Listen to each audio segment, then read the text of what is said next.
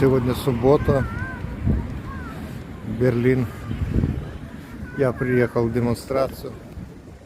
Иду на вокзал Александр-Плац. По дороге вот встретил очень красивое здание. Вот, пожалуй, это административное, а вот рядом напротив вот это театр, да, старинный театр Берлина. Да.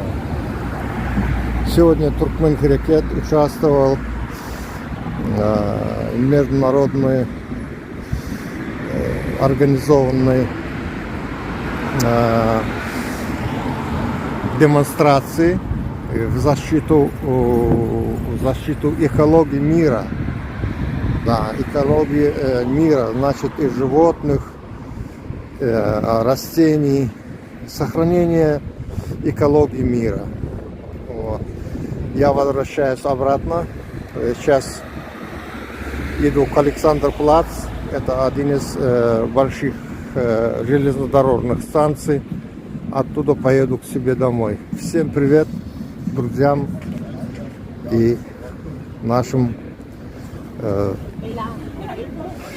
тем народу, который сейчас живет в Туркменистане и несет такую тяжесть на себя, тяжесть диктатуры, обмана Бердымухамедова, его коррупции, безработица.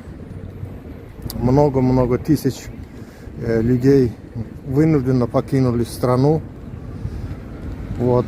Я думаю, что скоро это кончится, и мы вернемся в Туркменистан, чтобы организовать новую республику, которая будет называться Туркменская Народная Республика.